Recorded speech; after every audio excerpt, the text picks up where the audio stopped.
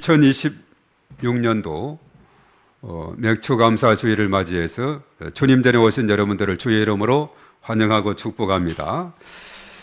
이 맥추감사절은 특별히 지난 6개월 동안 1월에서 6월 동안 은혜 중에 하나님께서 지켜주시고 또 인도하신 것에 대해서 감사하고, 또 앞으로 이제 7월 이번 달부터 12월 달까지 하나님께서 여전히 변함없이 우리의 삶 가운데 함께 하시고 걸음걸음마다 주장하시고 인도하셔서 복된 여정으로 하나님께서 이끌어 주실 것을 믿고 감사하면서 하나님 앞에 드리는 그런 시간이 되겠습니다.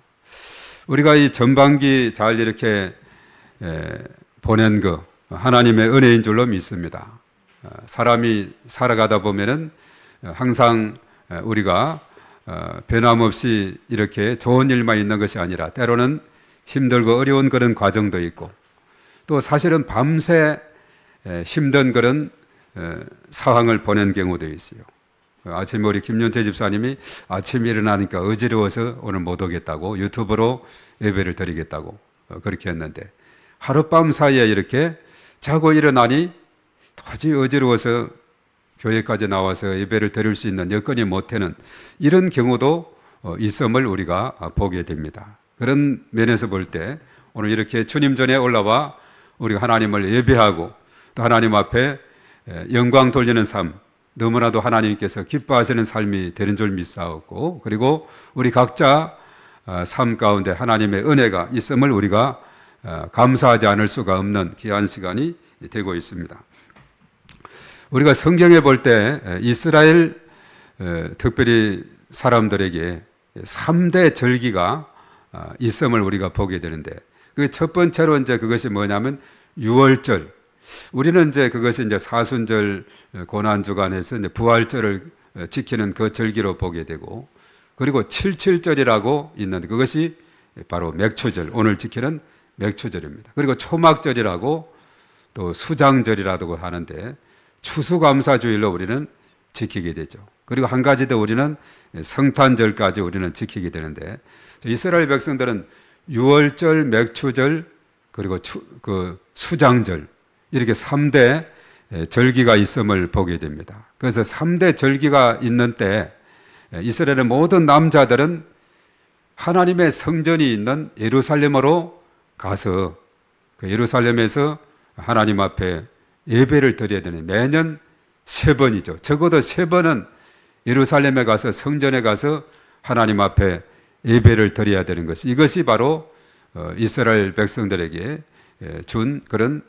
명령이다라고 보게 됩니다. 우리가 출애굽기 23장 요거 한번 찾아보겠는데, 이 14절부터 보면 이 내용이 잘 언급이 되어 있어요. 다 같이 봅니다. 시작. 너는 매년 3번 내게 절기를 지킬지니라. 너는 무교병의 절기를 지키라. 내가 내게 명령한 대로 아비벌에 정한 때에 이래 동안 무교병을 먹을지니, 이는 그 달에 내가 애굽에서 나왔음이라. 빈손으로 내 앞에 나오지 말지니라. 맥추절을 지키라. 이는 내가 수고하여 밭에 뿌린 것의 첫 열매를 거둠이라. 수장절을 지키라. 이는 내가 수고하여 이룬 것을 연말에 밭에서부터 거두어 저장함이니라.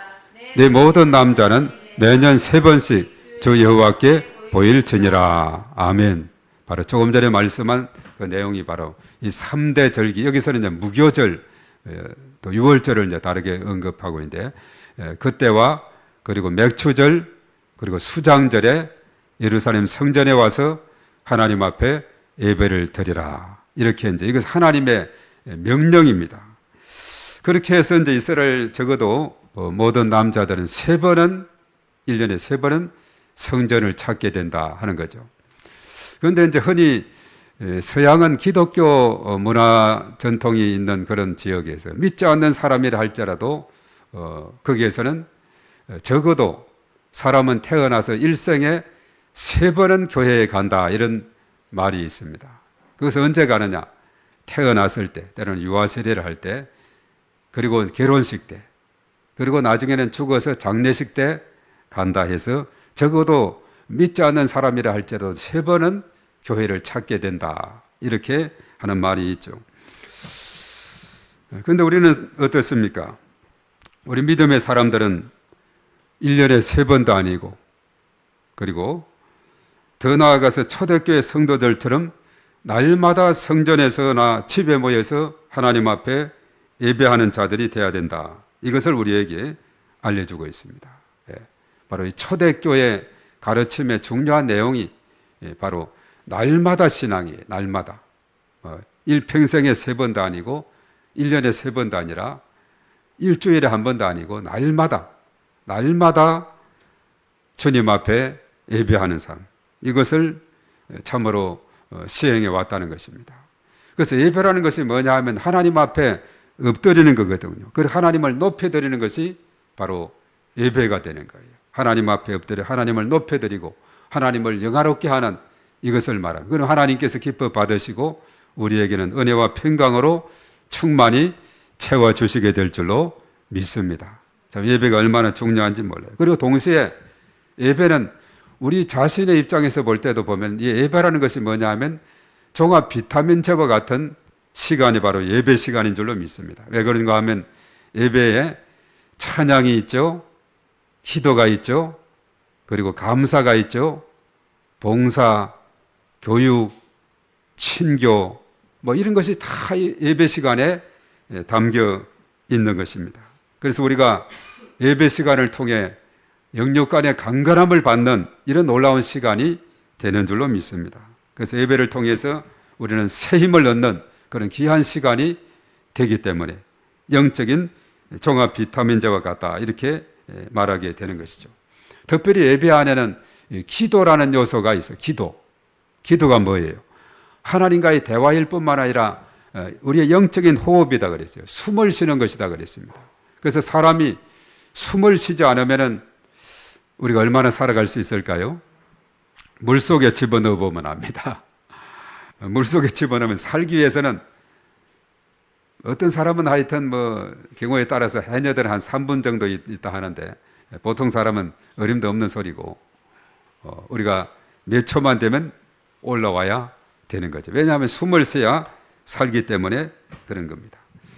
그래서 기도하지 않는 그리스도인의 삶이라는 것은 영적으로 침체되고 활력을 잃어버리고 또 그것이 지속되면 죽은 신앙과 같은 것이 된다는 거죠. 그래서 중요한 것은 뭐냐 하면 기도 생활 승리하면 신앙 생활도 승리하게 되고 기도 생활 실패하면 신앙 생활은 실패한다.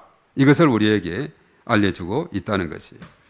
그래서 우리가 예배 시간에 와서 예배의 자리에 엎드려서 하나님 앞에 예배를 드린다는 것은 이것은 영적인 호흡을 계속 쉬는 것과 같고 생명력을 유지하는 축복의 비결이 되는 줄로 믿습니다. 얼마나 예배가 중요한지 우리가 다시 한번 깨닫게 되죠. 그래서 오늘은 특별히 맥추감사 주일 예배로 드리게 되겠습니다.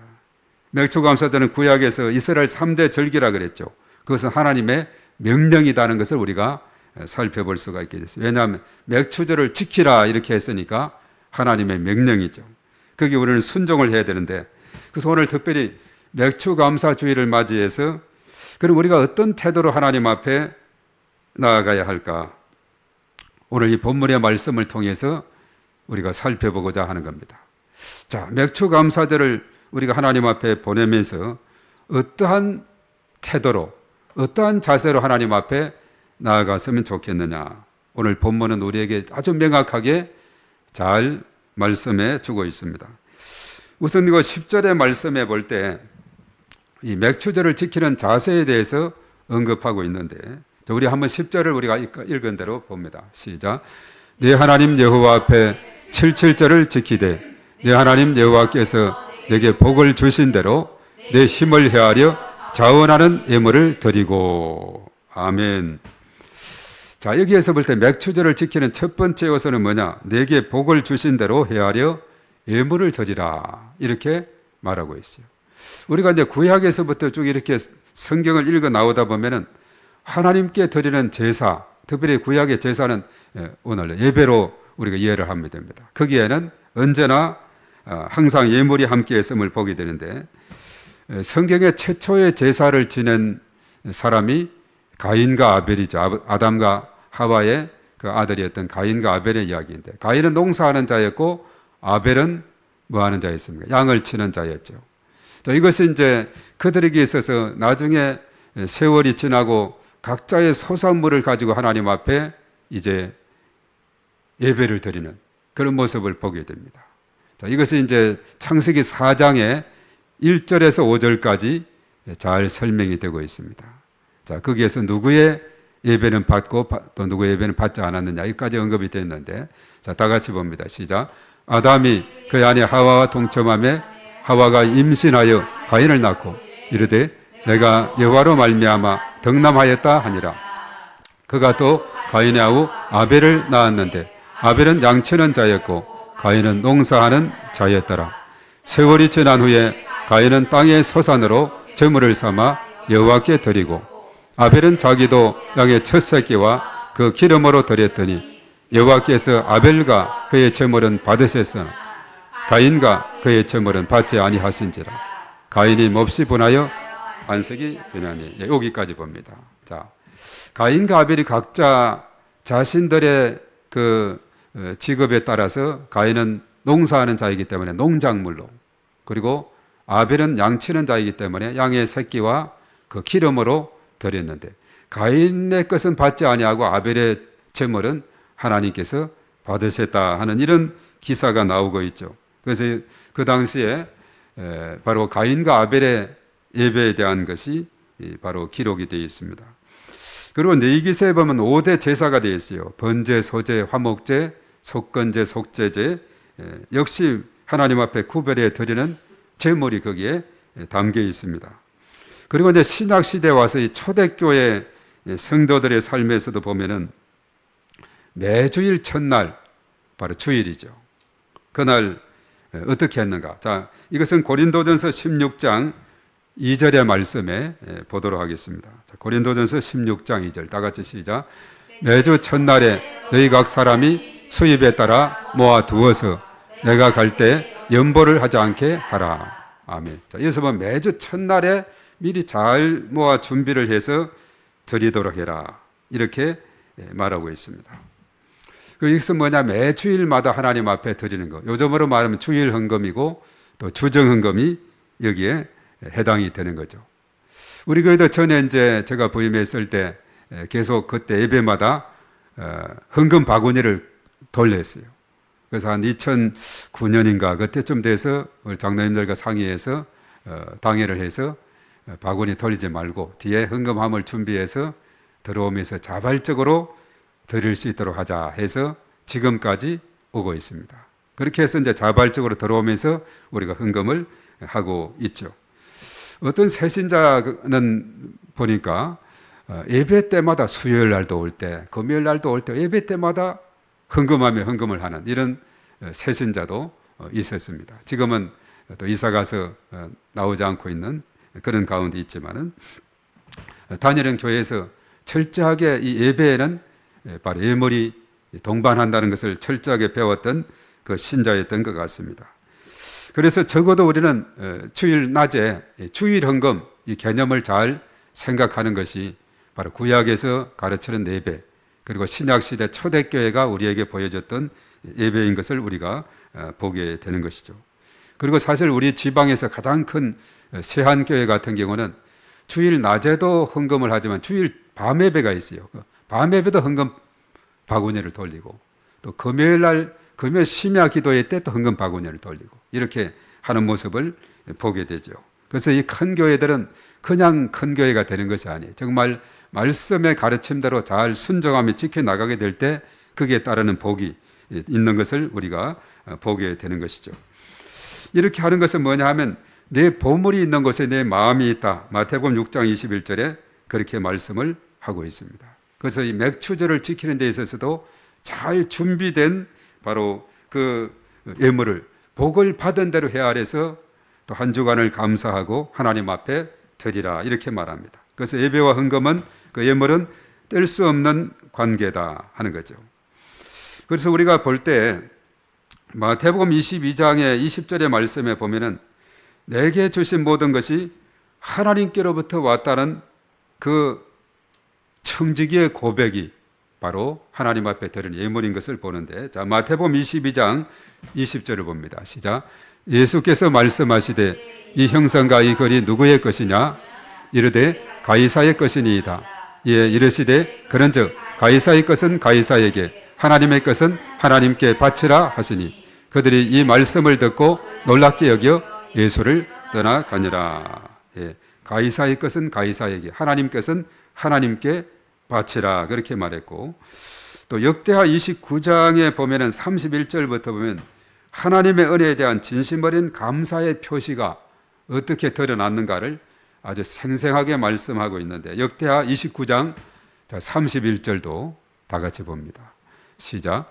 이에 히스기야가 말하여 이르되 너희가 이제 스스로 몸을 깨끗하게 하여 여호와께 드렸으니 마땅히 나와 제물과 감사 제물을 여호와의 전으로 가져오라 하니, 회중 이 제물과 감사제를 가져오되 무릇 마음에 원하는 자는 또한 번제물도 가져오니, 회중이 가져온 번제물의 시온은 수수가 70마리요 순양이 100마리요 어린 양이 200마리, 이는 다 여호와께 번제로 드리는 것이며, 또 구별하여 드린 소가 600마리요 양이 3,000마리라. 아멘.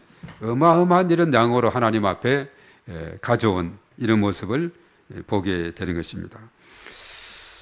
그리고 이제 마태복음 6장 20절에서 21절의 말씀에 그 보물을 하늘에 쌓아두라는 그런 그 영적인 저축, 이것을 우리에게 알려주고 있는데, 자, 마태복음 6장 20절 다 같이 시작. 오직 너희를 위하여 보물을 하늘에 쌓아두라.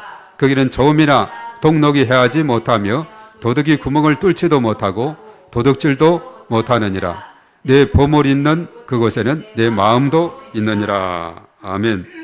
자, 이런 그 영적인 가르침, 그래서 언제나 바로 제물, 예배가 있는 곳에 제물이 함께 따랐던 그 상황을 보게 됩니다. 오래전에 네팔에 간 적이 있는데, 이것이 이제 구약에 우리 짐승을 잡아 드리는 그 제사와 좀 비슷한 그런 현장을 보게 돼 있어요. 바로 힌두교의 나라지 않습니까? 네팔은 덕친칼리라는 힌두교 성지가 있는데, 거기에 가보니까 힌두교 그 시바 신은 피를 좋아한다 해가지고 사람들이 저마다 닭을 안고 오고, 또 조금 부유한 사람은 염소를 몰고 오고, 그러면 이제 그 신전에서 그것을 잡아서 닭의 목을 삐틀어서 피를 막 이렇게 흘려주고, 또 염소의 목도 따가지고 피를 흘려주는 소년이 있어요. 그리고 나서 그 다음에 그렇게 한 다음에는 그 시장, 가까운 옆에 시장이 있어가지고 그것을 또 파는 것을 보게 됩니다. 피 제사를 다 드린 다음에 파는 것을 보게 돼요. 자, 그 장면을 보면서 사람들이 저마다 이렇게 형편에 따라서 닭이나 염소를 가져와서 이렇게 제사를 드렸는데, 구약의 피제사와 아주 비슷해 보였지만은 그들은 우상에게 바치는 제사가 되기 때문에 참으로 안타까운 모습이었어요. 그들은 생명도 없고 구원도 없는 거짓 우상의 두려움으로 제사를 이렇게 하게 되는데, 우리는 어떤 분에게 예배를 합니까? 우리는 창조자, 역사의 주관자, 인간의 모든 생사복을 주관하시고 독생자 예수 그리스도를 아낌없이 내어주신 사랑의 하나님께 예배를 드린다는 것, 너무나도 감사한 일이죠. 그래서 우리의 예물 드림이 얼마나 복되고 영광스러운 일인가 하는 것을 우리가 다시 한번 깨닫게 됩니다. 천지의 창조자, 모든 것의 모든 것 되는 하나님 앞에 우리는 온전히 올려드리는 것, 이것이 참으로 복된 겁니다. 그렇다면 우리는 어떤 자세로 이렇게 예물을 드려야 하느냐 하면, 고린도후서 9장 7절의 말씀에 우리에게 잘 말씀하고 있는데, 이것도 한번 보도록 합니다. 시작. 각각 그 마음에 정한 대로 할 것이요 인색함으로나 억지로 하지 말지니 하나님은 절개내는 자를 사랑하시느니라. 아멘.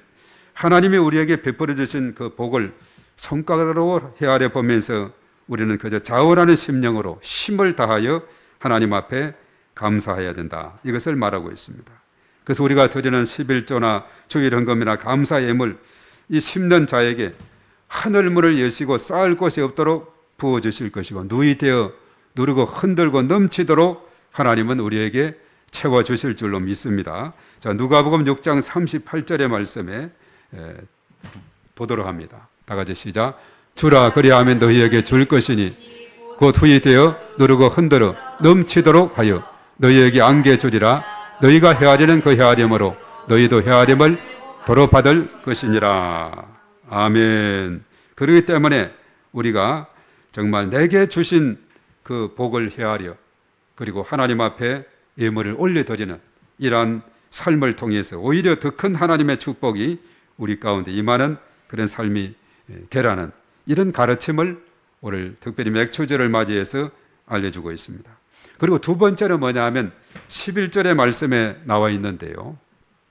자, 11절 아주 명확하게 우리에게 무엇을 가르쳐 주는지 봅니다. 자, 다 같이 11절 한 번 더 읽도록 하겠습니다. 자, 이 내용 다 같이 시작. 너와 내 자녀와 노비와 내 성중에 있는 내 인과 및 너희 중에 있는 객과 고아와 과부가 함께 내 하나님 여호와께서 자기의 이름을 두시려고 택하신 곳에서 내 하나님 여호와 앞에서 즐거워할지니라. 아멘. 한마디로 말해서 모두가 함께 즐거워하라. 이것을 알려주고 있죠. 그래서 맥추절을 지킬 때 혼자만 기뻐하지 말고 바로 너와 내 자녀와 노비와 내 인 그리고 당시 사회에서 가장 소외당한 계층에 속한 자들이 누굽니까? 객과 고아와 과부였죠. 그들도 다 불러 모아서 함께 즐거워하라 명령했습니다. 하나님 앞에서는 차별이 없음을 우리에게 알려주고 있죠. 자, 기독교 복음이 들어가는 곳곳마다 이 놀라운 평등과 사랑의 역사가 일어났습니다. 우리나라를 생각해보면 조선 후기 우리나라는 6.25 사상에 젖어 철저한 신분 차별과 남녀 차별의 어둠 속에서 살고 있었습니다. 그러나 선교사님들이 복음을 들고 이 땅에 들어왔습니다. 그들의 이야기를 보면 참 너무나도 감동적인 이야기가 많아요. 미국에서, 카나다에서, 또 영국에서 정말 유명한 대학 나오고 앞길이 창창한 그런 젊은이들이 오직 조선 반도의 복음화를 위해서 자신들의 모든 것을 다 내려놓고 이 캄캄한 어둠의 땅에 이 땅에 오게 된 거죠. 특별히 언더우드의 이 땅에 와서 기도한 그 기도문을 보면은 정말 그 당시 우리 시대가 어떤 시대였고 정말 캄캄한 어둠의 조선 땅이었음을 우리는 거기서 알 수가 있게 됩니다. 그러나 하나님의 빛이 임하면 이 땅도 얼마든지 변화할 수 있다는 이런 비전을 거기에 또한 담겨 있음을 보게 돼요. 그래서 인천항을 통해서 특별히 언더우드와 제편 아펜젤러 부부가 이 땅에 1885년 4월 5일 식목일이죠. 그때 복음을 들고 이 땅에 들어왔습니다. 그리고 계속해서 연이어서 선교사님들이 이 땅에 들어와서 그리고 나서 무엇을 했느냐? 학교를 세우고 병원을 세우고 교회를 세우고 이 땅의 차별이 무너지기 시작합니다. 이러한 계기를 통해서 최근에 아프가니스탄의 사례를 보면은 탈레반이 다시 정권을 잡자마자 미국이 정권을 잡아서 한 20년 동안에 잘 이렇게 모든 차별을 철폐하고 했었는데 탈레반들이 다시 여성들의 교육과 인권을 박탈하고 과거의 어두움으로 회귀하는 그런 혼란을 겪고 있는 이런 모습을 볼 때 기독교적인 가치관 그리고 기독교 영향력이 얼마나 중요한가를 깨닫게 됩니다. 복음이 없는 곳은 바로 여러 가지 차별의 역사로 돌아가게 되는 것을 보게 되는 거죠. 바로 우리 한국 교회사에서도 그렇습니다. 함께 즐거워하는 복음의 능력을 보여주는 아름다운 예화 이야기가 전라북도 김제에 가면은 금산교회라고 있습니다. 몇 년 전에 우리 지방에서도 그 교회를 탐방을 한 적이 있는데 참 아름다운 이야기가 있어요. 1900년대 초기 그러니까 한 100년이 넘은 시월 우리나라 복음이 들어온 초기였죠. 그 금산교회는 그 지역의 대지주였던 조덕삼이라는 아주 뛰어난 양반이 있었습니다. 그런데 그 집에는 마부로서 머슴 역할을 했던 이자익이라는 사람이 머슴으로 살고 있었어요. 두 사람은 선교사님의 전도를 받아서 주인 양반하고 머슴도 다 예수님을 믿게 됐어요. 그래서 그 당시 이제 금산교회가 다른 말로는 세종교회다 이런 교회였는데, 세월이 흘러서 이제 교회가 많이 부흥이 되고, 그래서 장로님을 세워야 되는데 아마 한 명을 세워야 됐던 모양이에요. 그런데 한 명을 세우는 데 있어서 그 조덕삼 주인 양반하고 머슴 이자익 머슴이 두 사람이 올라갔네요. 그런데 투표를 했는데 누가 됐을까요? 예, 머슴이 됐어요. 머슴이. 얼마나 이 머슴이 섬김이 막 뛰어난지 열심히 예수님 믿고 교회 가서도 열심히 충성하니까 아주 그냥 양반 그 주인보다는 더 인기를 얻어가지고, 그러니까 이제 큰일 난 건 난리가 난 거죠. 상황이 옛날 우리 풍습대로 하게 되면 난리가 났는데, 그때 이제 교회 안에는 팽팽한 긴장감과 수군거림이 감돌았는데, 신분제가 여전했던 그 시절 대주주 양반이 머슴을 영적 지도자로 섬겨하는 그런 상황이 오게 되었어요. 그때 조덕삼 그 양반은 벌떡 일어나서 교인들 앞에 섰습니다. 이렇게 말합니다. 교우 여러분, 우리 금산교회 교인들은 참으로 훌륭한 일을 해냈습니다. 저희 집 마부 머슴 이자익 영수는, 그 영수라는 그런 이름을 쓰는데, 저보다 신앙의 열정이 대단한 분입니다. 저는 교회의 결정에 순종하고 이 자익을 장로님으로 잘 받들어서 교회를 잘 섬기도록 하겠습니다. 이 난리가 난 거죠. 그 당시 어떤 양반 이런 체계에서는 있을 수 없는 일이 벌어져요. 이것이 바로 복음의 능력이죠. 그래서 조덕삼 이 양반이 집에서는 주인 지위를 유지했지만 교회에 가면은 이자익 장로의 철저한 그런 그 섬기, 아주 그를 섬기게 된 것을 보게 됩니다. 그리고 나서 이제 후에 그 주인 양반이 이자익이 머슴을 그 재능을 보고는 저 평양신학교에 보냈어요. 물질적으로 후원을 하면서 보냈습니다. 그리고 그 이자익 나중에 목사님이 돼가지고 총회장을 3번이나 지내는 아주 훌륭한 영적 지도자가 됐다. 기독교 우리 한국 역사에서 정말 뛰어난 그런 아주 획기적인 그런 일이 벌어지게 된 거죠. 그래서 이제 많은 그 교회에서 그 교회를 탐방하면서 이런 이야기를 듣게 됩니다. 자, 이것이 뭐냐? 복음의 능력인 겁니다. 바울은 교회를 사람으로 비유하면서 머리는 그리스도, 몸은 교회, 손발 지체는 우리 성도들이다. 이렇게 말하고 있습니다. 그래서 우리 모두는 한 몸의 지체인 줄로 믿습니다. 로마서 12장 5절의 말씀 한번 읽어볼까요? 우리는 모두가 한 몸의 지체다. 다 같이 시작. 이와 같이 우리 많은 사람이 그리스도 안에서 한 몸이 되어 서로 지체가 되었느니라. 아멘. 그래서 그리스도 안에서 모두가 다 한 지체가 된 것이죠. 그렇기 때문에 특별히 맥추제를 지킬 때 몇 사람만이 아니라 모두가 함께 다 즐거워하는, 기뻐하는 그 잔치를 벌여야 된다. 이것을 말해주고 있어요. 그래서 교회 안에는 세상의 지위와 다양한 또한 재산과 배운 학벌 그리고 차별이 있을 수 없다는 겁니다. 맥추제를 통해서 내 모든 이웃을 돌아보고 또 소외된 자들을 살펴보고 성도 교제 속에서 다 함께 기뻐하고 즐거워하는 그런 기쁨의 축제가 되도록 오늘 이 말씀 우리에게 가르쳐주고 있다는 사실이죠. 그래서 오늘 특별히 11절의 말씀에 바로 모든 사람이 함께하는 모든 사람들이 어울리는 그런 즐거움의 잔치가 돼야 된다. 이렇게 말씀해주고 있어요. 이것이 바로 기독교가 주는 강력한 힘입니다. 그런 가르침이 없었다면 우리나라 같은 경우도 양반과 상놈의 철저한 계층적인 차이와 또 남녀의 차이, 또 여러 가지 많은 격차, 이런 차이에서 차별 속에 살지만은 그러나 그리스도 안에서의 모든 것을 철폐하게 됐다는 것, 바로 우리는 너무나도 감사하지 않을 수가 없습니다.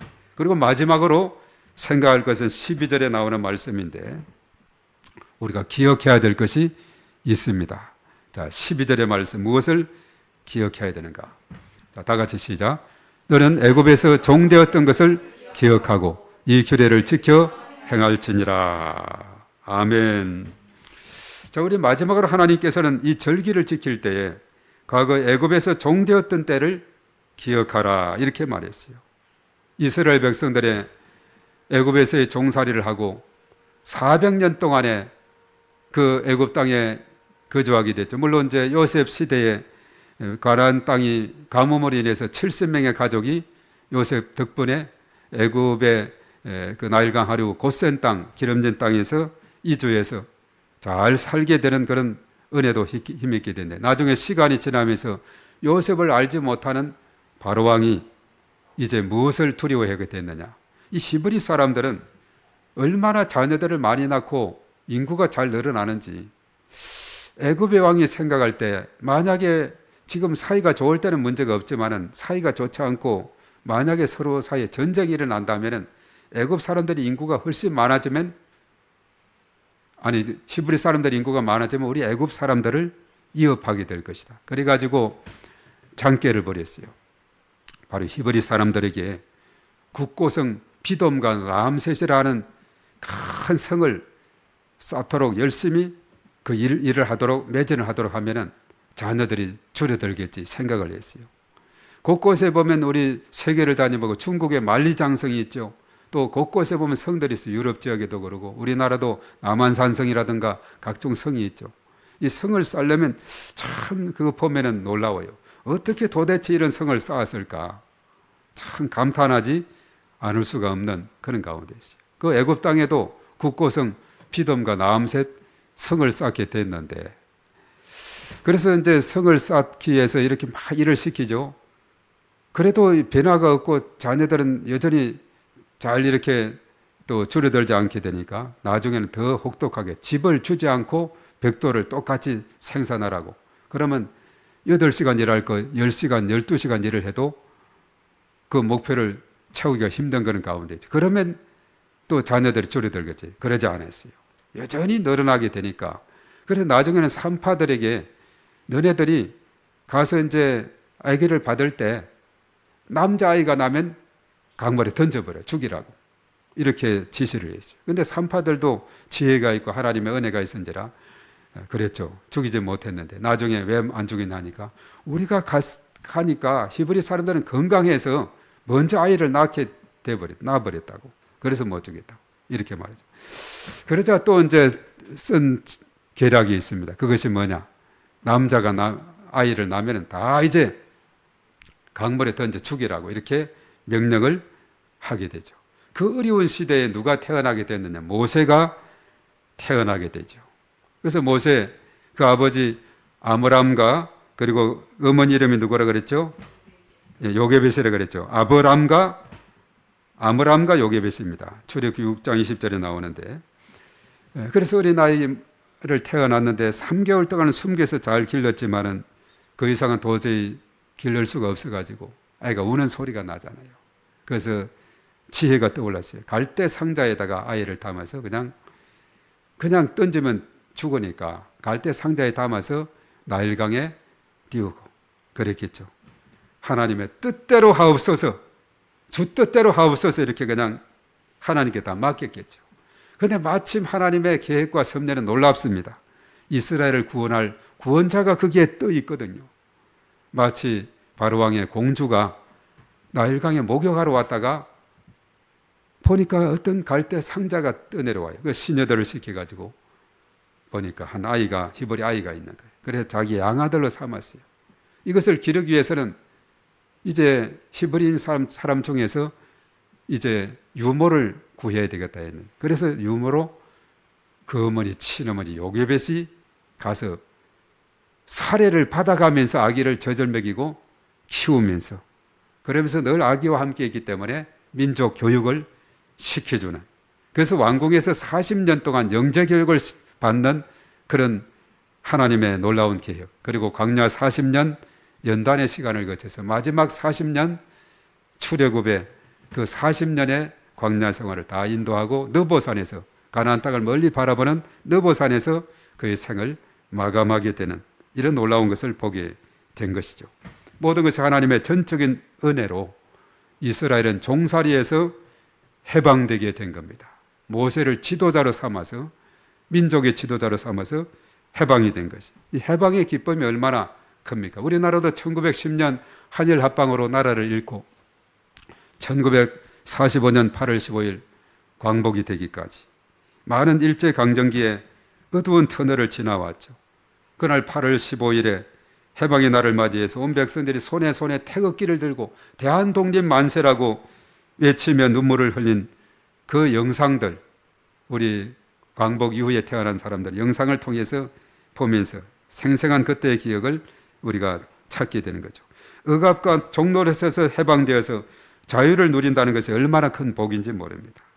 하물며 저희의 종노릇했고 또 우리를 마귀의 노예로 있었던 우리들, 예수의 핏값으로 사셔서 건져내신 영적인 해방 얼마나 놀랍고 큰지 모릅니다. 그래서 사도 바울은 로마서 8장 1절과 2절의 말씀에 우리에게 어떤 해방을 언급하고 있느냐, 다 같이 봅니다. 시작. 그러므로 이제 그리스도 예수 안에 있는 자에게는 결코 정죄함이 없나니 이는 그리스도 예수 안에 있는 생명의 성령의 법이 죄와 사망의 법에서 너를 해방하였음이라. 아멘. 바로 맥주 감사절을 지키는 것은 단순히 농사를 지어서 보리 수확만 한 것을 감사하는 뜻이 아닙니다.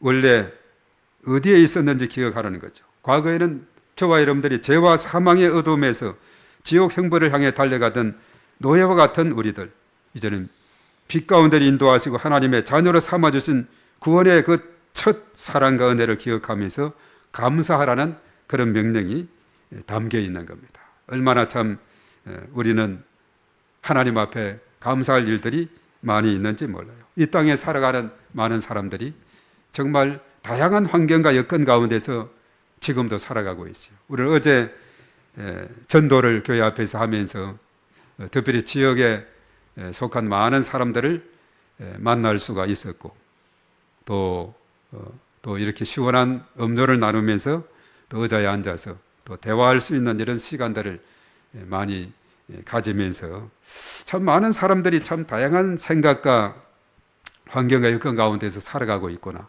그러면서도 그들 이야기를 들어주고 또 예수님을 믿어야 된다고 또 이렇게 말씀했는데, 어떤 분은 관상학을 또 공부하고 또 뭐 대학에서 가르친다는 그 분도 있고, 뭐 자녀들은 다 미국에서 대학 나오고 거기에 자리 잡고 다 이 땅에서 자랑도 하고 하는 그런 분들.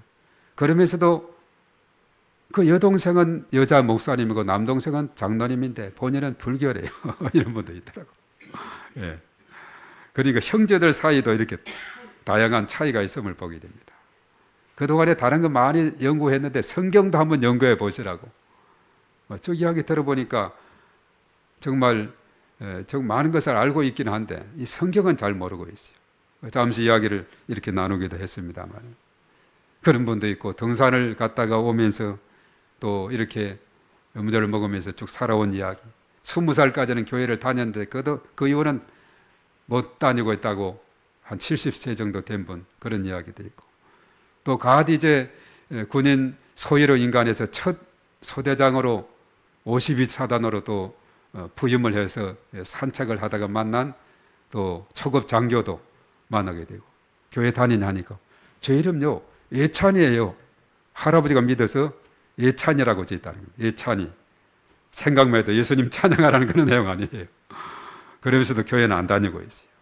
다시 한번 이렇게 신앙을 회복할 수 있는 그런 이야기 또 나누게 되고, 또 학교 선생님 이야기 따라 청소하는 중학생도 만나고 태권복 입은 초등학교 6학년 학생도 만나고, 하여튼 많은 사람들, 텃밭에 갔다 오는 또 남녀 호랑경교를 다닌다는 어떤 아주머니 또 만나고, 또 참외 장사하는 그분도 만나고, 하여튼 다양한 사람들을 만나고 이렇게 할 수 있는 그런 시간이 있었는데, 정말 그분들에게 빛 대신 그리스도께서 함께하기를 바라고, 정말 그들의 마음의 문을 열어서 예수 그리스도를 영접해서 죄의 노예에서, 사단의 노예에서 해방되는 이런 날이 되기를 우리가 부단히 기도할 따름인 것입니다.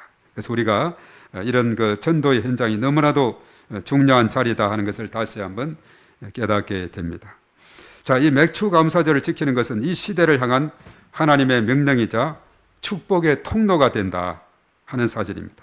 그래서 우리에게 주신 복을 헤아려 보면서 자원하는 예물을 드리고 내 주변에 소외된 이웃들을 돌아보면서 함께 모두가 즐거워하는 그런 교회로 나아가야 됩니다. 그리고 죄의 종되었던 나를 구원하신, 그리고 지난 반년 동안 눈동자처럼 지켜주신 하나님의 은혜를 기억하며 감사하며 나아가는 그런 삶이 되어야 되겠습니다. 특별히 맥주 감사절을 기점으로 저와 여러분들의 신앙이 한 단계 더 도약하고 하나님께 더 가까이 나아가는 그런 은혜가 있기를 바랍니다. 예배에 참여한 저와 여러분들 모두에게 우리의 가정과 일터와 삶 가운데 하나님의 넘치는 은혜와 평강이 강물처럼 흘러가기를 주님의 이름으로 축복합니다. 자, 오늘 이 시간 우리 다 같이 찬양 먼저 하고 함께 기도하겠습니다. 감사함으로 그 문에 들어갑니다. 감사함으로 그 문에 들어가며 그의 궁전에 들어가 주께 감사드리며 그 이름을 소중할지어다. 주님의 기쁨 내게 임하네. 나 항상 기쁨 앞에서 주 찬양. 주님의 기쁨 내게 임하네. 나 기쁜 찬송 주께 한 번 더 감사함으로 그 문에 들어가며 그의 궁전에 들어가 주께 감사드리며 그 이름을 송축할지어다. 주님의 기쁨 내게 임하네. 나 항상 기쁨 앞에서 주 찬양. 주님의 기쁨 내게 임하네. 나 기쁜 찬송 주께 주님의 기쁨 합니다. 주님의 기쁨 내게 임하네. 나 항상 기쁨 앞에서 주 찬양. 주님의 기쁨 내게 임하네. 나 기쁜 찬송 주께 드리네. 아멘. 그렇습니다. 우리 오늘 이 말씀을 생각하면서 우리 주여 삼창하고 간절히 기도하는 시간 갖겠습니다. 주여, 주여, 주여. 사랑과 은혜가 풍성하신 좋으신 하나님 아버지, 지난 반년 동안 우리의 삶의 모든 걸음을 세밀하게 인도하시고 오늘 영적 호흡이자 또한 영종합 비타민 제이인 예배의 자리로 인도해 주시니 참으로 감사를 드립니다. 이 시간 주신 말씀을 마음에 새기며 결단하며 기도합니다. 일상의 작은 은혜부터 손가락을 꼽아가며 헤아릴 줄 아는 성도가 되게 하여 주시옵소서. 하나님께서 내게 베푸신 복을 기억하며 억지로나 인색함이 아니라 감사와 기쁨으로 자원하여 심는 믿음의 손길이 되게 하여 주시옵소서. 심는 자에게 차고 넘치도록 채우시는 하나님의 살아계심을 삶으로 체험하게 하여 주시옵소서. 또한 교회 안에서 세상의 조건으로 사람을 차별하지 않게 하옵소서. 금산교회 조덕삼 영수처럼 복음 안에서 형제를 나보다 낮게 여기고 존경하며 섬기는 성숙한 믿음을 주옵소서. 우리 주변에 소외된 이웃, 아파하는 지체들과 손을 맞잡고 주님 안에서 모두가 다 함께 즐거워하는 사랑의 공동체를 이루게 하여 주시옵소서.